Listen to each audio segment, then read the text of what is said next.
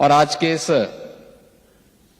Visit में मेरे साथ आए हुए सभी अन्य सहयोगी गणों की ओर से मैं सबसे पहले भारत के उच्चायुक्त और उनकी पूरी टीम के साथ ही आप सभी भारतीय समुदाय से जुड़े हुए बहनों और भाइयों का इस उत्साह के लिए हृदय से अभिनंदन करता हूं। और भारतीय समुदाय इतनी दूर रह करके भी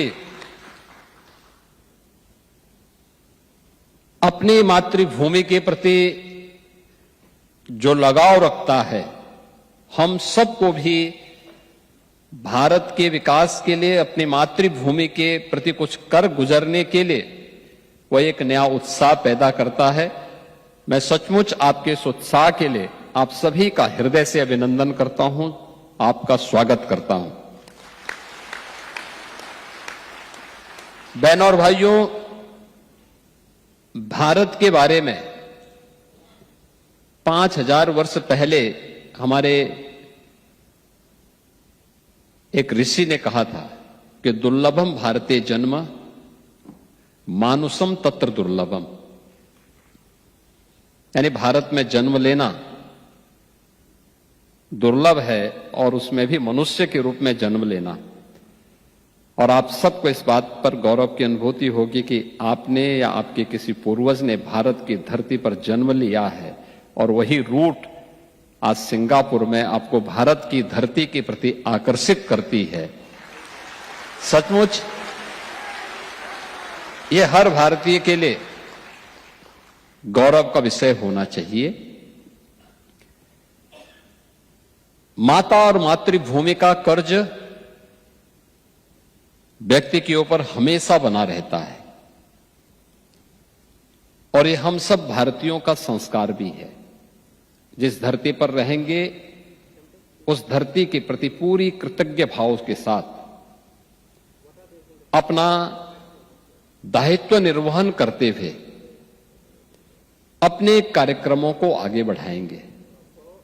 आप याद करिए ना कि भारत और भारत की परंपरा से जुड़ा हुआ जो हमारा सनातन धर्म है, यह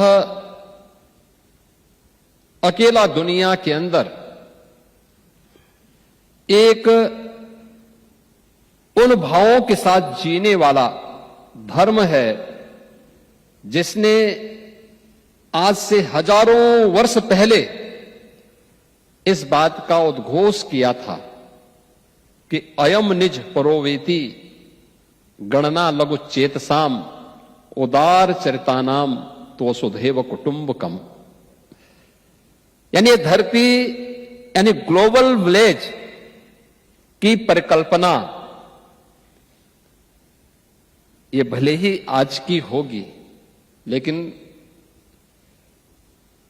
पूरी दुनिया एक परिवार है और परिवार के रूप में जैसे एक परिवार में अलग अलग उम्र के सदस्य होते हैं, अलग अलग समुदाय से आने वाले सदस्य भी होते हैं, अलग अलग इनकम भी उनकी होती है, लेकिन भेदभाव किसी के साथ नहीं होता। सब मिलकर के उस परिवार का संचालन करते हैं और यह भाव भारतीय का रहा है, हर भारतवासी का रहा है। और भारत उसी दिशा से दुनिया के अंदर आज भी दुनिया के प्रति वही भाव रखता है जिसके बारे में हमारे यशस्वी प्रधानमंत्री जी कहते हैं, सबका साथ सबका विकास। विकास कोई समुदाय तब करता है जब सामूहिकता का भाव होता है, उस धरती के प्रति हमारे मन में एक कृतज्ञता का भाव होता है। हर एक व्यक्ति का कुछ न कुछ योगदान तो होता है और उसी भाव को हम सब मिलकर के कर रहे हैं। आज हम सबको इस बात पर गौरव की अनुभूति होती है कि नया भारत आज दुनिया के अंदर अपनी ताकत दिखा रहा है। नए भारत पर हर भारतवासी को गौरव की अनुभूति होनी चाहिए और वो नया भारत जो बहुत शीघ्र दुनिया की तीसरी बड़ी अर्थव्यवस्था के रूप में अपने आप को स्थापित करेगा। प्रधानमंत्री मोदी जी के विजनरी लीडरशिप में भारत आज दुनिया की तीसरी बड़ी अर्थव्यवस्था के रूप में स्थापित हो रहा है, वर्ल्ड क्लास इंफ्रास्ट्रक्चर के साथ। आज भारत ने प्रत्येक क्षेत्र में एक नई ऊंचाइयां प्राप्त की है। कोई सोच सकता है आज से पहले 11 वर्ष पहले कोई भारत के बारे में सोचता था कि क्या भारत डिजिटल इंडिया की बात करेगा? क्या भारत स्टार्टअप इकोसिस्टम के बारे में कोई चर्चा को आगे बढ़ाएगा? क्या भारत स्टैंड अप कल्चर को आगे बढ़ा पाएगा? लेकिन आज ये भारत के अंदर न केवल है बल्कि भारत ने उसको करके दिखाया भी है। अभी आपने भारत की राजधानी दिल्ली में आयोजित ग्लोबल एआई इंपैक्ट समिट के आयोजन को देखा होगा। 20 से अधिक देशों के राष्ट्राध्यक्ष समिट में भागीदार बने थे। 100 से अधिक देशों के प्रतिनिधि इस समिट में भागीदार बने थे और दुनिया के जो विकसित देश हैं उनके राष्ट्राध्यक्षों ने, तमाम उन राष्ट्राध्यक्षों ने प्रधानमंत्री मोदी जी के नेतृत्व में नए भारत के द्वारा न केवल 140 करोड़ के भारत के लिए बल्कि वैश्विक व्यवस्था के हित के लिए जो कदम उठाए जा रहे हैं उन सब की उन्होंने मुक्त कंठ से प्रशंसा की है। सबने भारत की प्रधानमंत्री मोदी जी के डिजिटल इंडिया विजन के प्रति सबने उसकी ताकत को महसूस किया है। कितना बड़ा प्रभाव पड़ता है। भारत की सबसे बड़ी आबादी का राज्य है उत्तर प्रदेश। उत्तर प्रदेश आज से 9 वर्ष पहले क्या था? अव्यवस्था की स्थिति थी, दंगे, असुरक्षा, अव्यवस्था, अराजकता, ये वहां की पहचान बन गई थी। और पिछले 9 वर्ष के अंदर प्रधानमंत्री मोदी जी के विजनरी लीडरशिप में आज आपने देखा होगा उत्तर प्रदेश जो भारत की आत्मा का प्रदेश है, आज वह उत्तर प्रदेश उस विजन को जमीनी धरातल पर उतार रहा है। विरासत और विकास का एक अद्भुत संगम वहां देखने को आपको मिलता होगा। अयोध्या में जब हम श्री राम जन्मभूमि पर भगवान श्री राम के भव्य राम मंदिर के निर्माण की बात करते हैं तो केवल राम मंदिर नहीं, ये भारत की मर्यादा का एहसास भी हर भारतवासी को कराता है।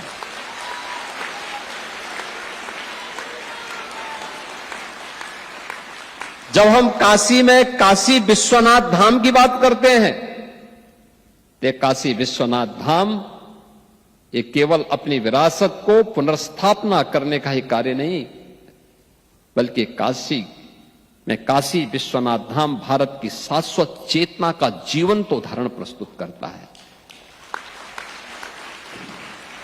जब हम मथुरा वृंदावन की बात करते हैं तो मथुरा वृंदावन कृष्ण की लीला का ही माध्यम नहीं, भारत की भक्ति का प्रतीक भी बनता है। दुनिया के अंदर भक्ति कैसे होती है उसका भाव देखना है तो मथुरा वृंदावन की भूमि उसका प्रतीक बनती हुई दिखाई देती है। और समरसता कैसे होती है, जो लोग भारत पर आरोप लगाते हैं कि भारत में भेदभाव होता है,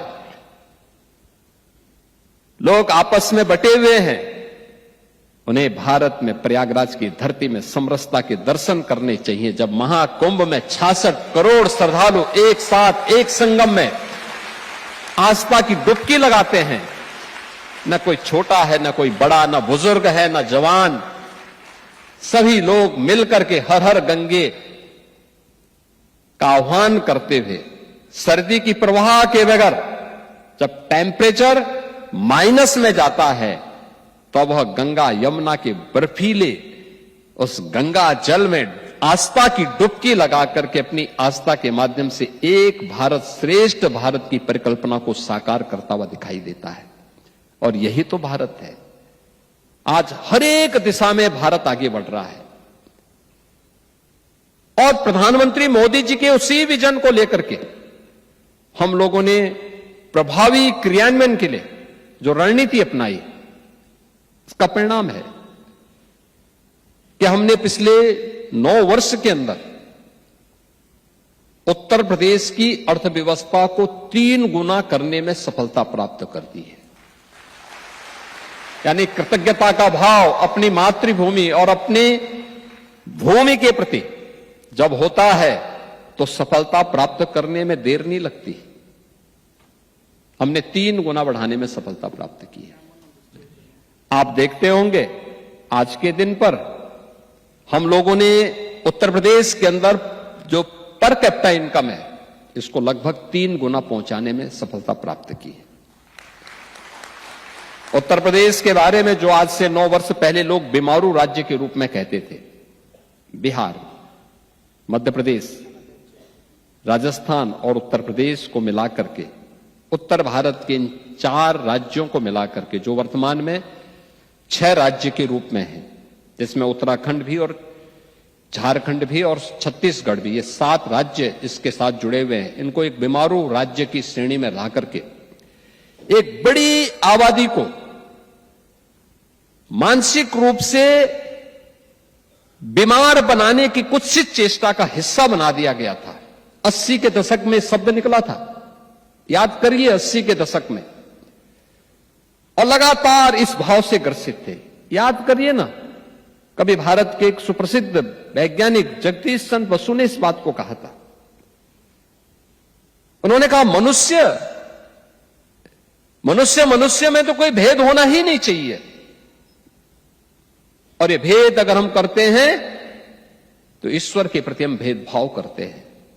और उस समय उन्होंने कहा था, अरे मनुष्य की बात तो दूर, एक जड़ और चेतन के बीच में भी अगर ये भेदभाव होता है तो उसका प्रभाव क्या होता है। उन्होंने कहा, मैं इसका उदाहरण देता हूं। उन्होंने 2 पेड़ लगाए थे, 2 पौधे एक साथ लगाए।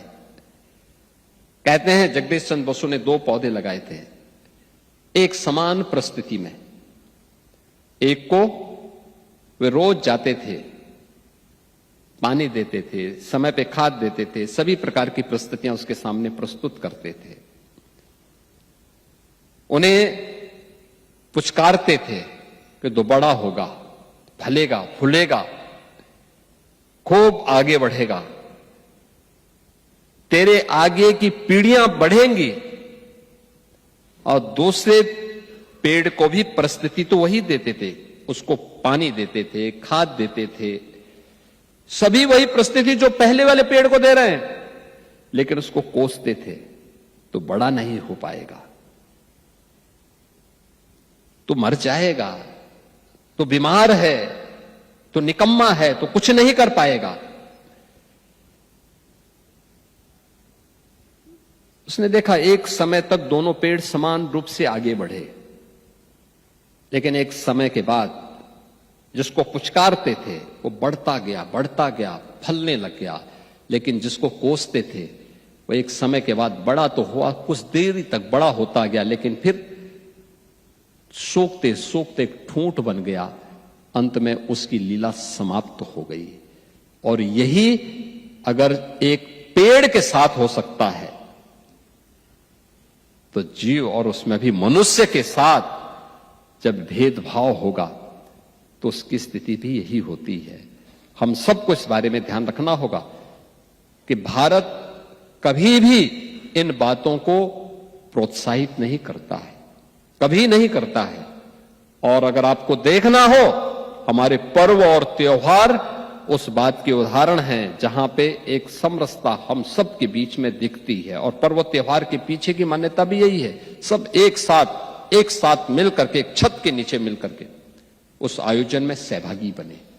उसके पीछे का उद्देश्य भी यही होता है। आज भारत गर्व के साथ कहता है कि भारत अब एक भारत भी है और श्रेष्ठ भारत की भी अपनी यात्रा को लेकर के आगे बढ़ रहा है। और एक भारत श्रेष्ठ भारत की इस नई यात्रा के साथ हर एक भारतीय को जुड़ना चाहिए, हर प्रवासी भारतीय को जुड़ना चाहिए। हमारा दायित्व है जिस धरती पर रहते हैं उस धरती के प्रति अपने कर्तव्यों का निर्वहन भी ईमानदारी पूर्वक करें। कोई हम पर उंगली न उठाए, हमें शक की निगाहों से न देखे, लेकिन साथ ही साथ जिस मातृभूमि के साथ हमारी पूर्वजों का संबंध है उसके प्रति भी अपने कर्तव्यों का निर्वहन करने के लिए सदैव डट करके हम कार्य करेंगे तो सचमुच एक नई प्रेरणा प्राप्त होगी। अभी मैं यहां पे इंडिया ग्लोबल स्कूल के इस कैंपस में जब आया और मैं सचमुच अतुल जी आपको और अपने हाई कमिश्नर महोदय को इस बात के लिए धन्यवाद दूंगा। भारत की शास्त्रीय विधा को यहां पर इन बच्चों ने कितने सुंदर ढंग से, कितना सुंदर प्रस्तुति गणपति वंदना के माध्यम से यहां पे प्रस्तुत की। आज जब ये घोड़ लग रही है पाश्चात्य कल्चर को अपनाने की, अपने भाव को भूलने की, अपनी मातृभूमि से, अपनी मातृभाषा से, अपनी सांस्कृतिक मूल्यों से विरत होने की, अपने आध्यात्मिक मूल्यों से विरत होने की, उन स्थितियों में यहां पर इतनी दूर भारत से हजारों किलोमीटर दूर सिंगापुर में रह करके भारतीय समुदाय अपने मूल्यों के साथ अपने आध्यात्मिक और सांस्कृतिक मूल्यों को जीवंत बनाए रखते हुए उन्हें मजबूती के साथ आगे बढ़ाने का काम कर रहा है। और इंडिया ग्लोबल स्कूल की जो चेन है मजबूती के साथ आगे बढ़ रही है। अब अतुल जी लखनऊ में भी अपना इन्वेस्टमेंट करना चाह रहे हैं।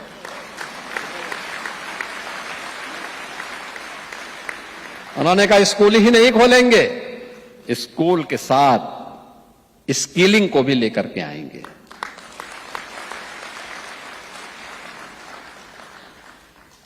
और उस स्किलिंग का एक नया सेंटर नई सोच के अनुरूप, याद करिए ना, दुनिया जब कोविड के कालखंड में त्रस्त थी तब मोदी जी भारत को लीड करते हुए कोविड से भी लड़ रहे थे और भारत को विजन के रूप में उन्होंने एक नई कार्य संस्कृति को आगे बढ़ाते हुए उस समय नेशनल एजुकेशन पॉलिसी 2020 भारत के अंदर लागू की थी। आज उसके परिणाम दिखाई दे रहे हैं। परंपरागत कैरिकुलम के साथ ही, उस कैरिकुलम के साथ ही भारत अपस्किलिंग के लिए भी कार्य करेगा। स्कूली पीरियड से ये सारे कार्यक्रम एक साथ चलेंगे। आज जो सफलतापूर्वक लागू हुए हैं, निरंतर आगे बढ़ रहे हैं और मुझे अच्छा लगा इतना शानदार कैंपस इंडिया ग्लोबल स्कूल का यहां पर देखने को मिला है। दुनिया के 11 देशों में 65 ऐसे कैंपस अतुल जी के प्रयासों से, उनकी टीम के प्रयासों से अब प्रारंभ होकर के उनकी इस ताकत का, जिसमें न केवल वहां के स्थानीय जो वहां के एजुकेशनल सिस्टम है उसको तो अपनाया ही गया है, लेकिन मुझे अच्छा लगा कि यहां का ये कैंपस भारत के सीबीएसई बोर्ड के पाठ्यक्रम को भी यहां पे यहां के बच्चों को पढ़ाने का काम करता है। एक नई दिशा में हम आगे बढ़े हैं और हम सबको इस दिशा में आगे बढ़ना चाहिए। मैं आज के इस अवसर पर आप सबको इस बारे में अवगत कराऊंगा। उत्तर प्रदेश ने अब आधुनिक इंफ्रास्ट्रक्चर के साथ ही आज की जो आधुनिक टेक्नोलॉजी है उसके एक नए हब के रूप में अपने आप को स्थापित करने में सफलता प्राप्त की है। आज भारत के अंदर एक्सप्रेस वे का 55% एक्सप्रेस वे उत्तर प्रदेश के पास है। भारत का रेल का सबसे बड़ा नेटवर्क उत्तर प्रदेश के पास है। भारत के अंदर सबसे ज्यादा सिटी में मेट्रो पब्लिक ट्रांसपोर्ट की सेवा उत्तर प्रदेश के पास है। और भारत के अंदर सबसे ज्यादा एयरपोर्ट भी आज उत्तर प्रदेश के पास है। और अभी अगले ही महीने प्रधानमंत्री मोदी जी के कर कमलों से उत्तर प्रदेश का नोएडा इंटरनेशनल एयरपोर्ट जेवर, ये जो भारत का सबसे बड़ा एयरपोर्ट बनने जा रहा है, उसका उद्घाटन भी प्रधानमंत्री मोदी जी के कर कमलों से होने जा रहा है। यह न केवल पैसेंजर के लिए बल्कि कार्गो के भी सबसे बड़े केंद्र के रूप में उभरेगा। बहुत बड़ा सेंटर बन रहा है, उसको हम आगे बढ़ा रहे हैं। भारत के मोबाइल फोन के 55% मैन्युफैक्चरिंग उत्तर प्रदेश के अंदर हो रही है आज के दिन पे, और इलेक्ट्रॉनिक कंपोनेंट का 60% मैन्युफैक्चरिंग यूपी के अंदर हो रहा है। अब वह दंगों वाला यूपी नहीं है। अब उत्तर प्रदेश के अंदर न कर्फ्यू है न दंगा है, अब यूपी में सब चंगा है।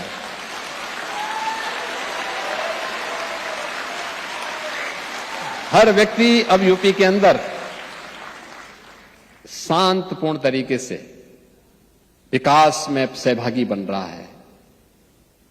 और महाकुंभ की सफलता के बाद आपने देखा होगा, गत वर्ष उत्तर प्रदेश में 156 करोड़ पर्यटक आए हैं। प्रयागराज में, काशी में, अयोध्या में, मथुरा वृंदावन में और अन्य प्रमुख धामों में 156 करोड़। आप देखो ना, दुनिया के अंदर 156 करोड़ की आबादी तो किसी की नहीं, किसी देश की नहीं है, अकेले किसी देश की नहीं है। लेकिन भारत के अंदर इतने पर्यटक आ गए और इस संख्या लगातार बढ़ती जा रही है। अयोध्या अब आएंगे ना, तो अयोध्या आकर के जो लोग 5 वर्ष पहले भी आया होगा, आज अयोध्या को पहचान नहीं पाएगा। आज आएगा तो उसको लगेगा कि ये त्रेता युग की भगवान राम के समय की अयोध्या आ गई है।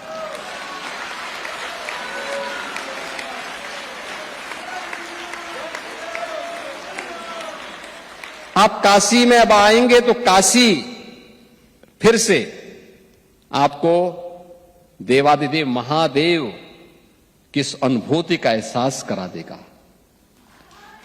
हर हर महादेव की गूंज वहां दिखाई देती है। ये काशी उस रूप में आपको देखने को मिलेगी। मथुरा वृंदावन हो, प्रयागराज हो, बौद्ध परिपथ हो, या फिर जैन सर्किट, बौद्ध तीर्थ स्थल, सूफी परंपरा से जुड़े हुए स्थल, ये सभी मजबूती के साथ यूपी की एक नई पहचान को आगे बढ़ा रहे हैं। या फिर देश के स्वतंत्रता आंदोलन के दौरान वे ऐतिहासिक कार्यक्रम, उन सबको भी हम आगे बढ़ा रहे हैं। इतना इन्वेस्टमेंट यूपी के अंदर वर्तमान में, हम फिल्म सिटी भी बना रहे हैं, मेडिकल डिवाइस पार्क बना रहे हैं, फार्मा पार्क बना रहे हैं, अपैरल पार्क बना रहे हैं। अभी 3 दिन पहले आपने देखा होगा, सेमीकंडक्टर की यूनिट ये यूपी के अंदर स्थापित हो रही है। और यही नहीं, कल आपने देखा होगा भारत की पहली रैपिड रेल और मेट्रो मेरठ के अंदर 7वीं सिटी के अंदर कल हम लोगों ने प्रधानमंत्री जी के करकमलों से मेट्रो का संचालन भी करवाया है। भारत के अंदर डिफेंस मैन्युफैक्चरिंग कॉरिडोर भी यूपी के अंदर स्थापित हुआ है। हमारे 6 नोड विकसित हो रहे हैं और ऑपरेशन सिंदूर के अंदर जो ब्रह्मोस मिसाइल दागी गई थी ना, वो लखनऊ की ही है।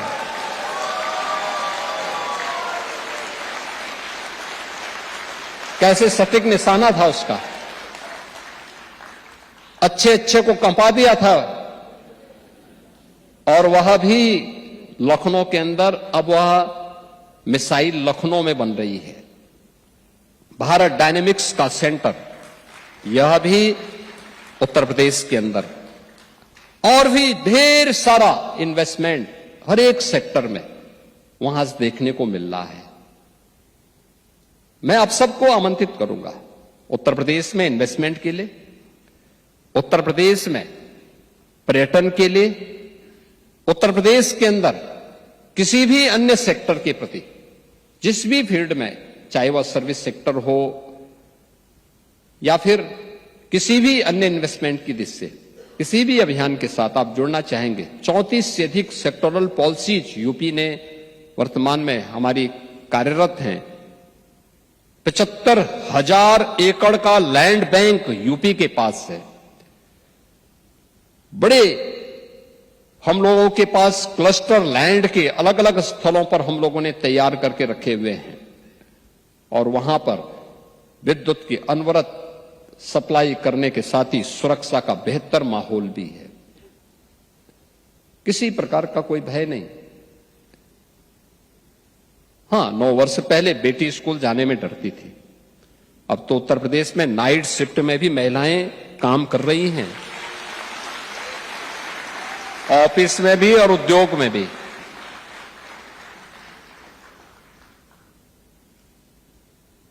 ये सभी कार्य लगातार प्रधानमंत्री मोदी जी के विजनरी लीडरशिप में यूपी ने अचीव किए हैं, और इसीलिए मुझे अवसर मिला तो यद्यपि आज सुबह ही हम 6 बजे पहुंचे, और 6 बजे पहुंचने के साथ ही 8:30 बजे से हमारे हाई कमिश्नर महोदय ने हमारी मीटिंग्स लगवा दी।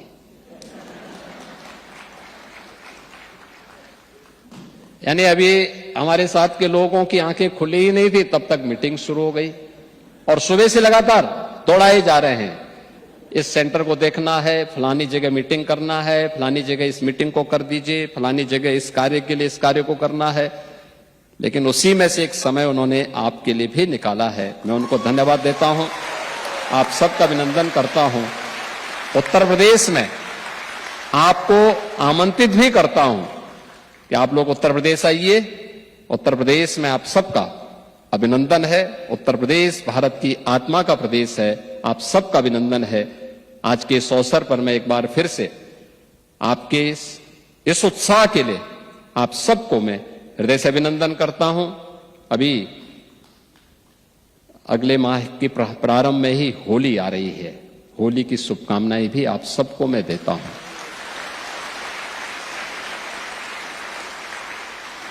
अपनी वाणी को यहीं पे विराम देता हूं। आप सब मेरे साथ बोलेंगे, नमः पार्वती पतिये हर हर, नमः पार्वती पतिये। जय जय श्री राम।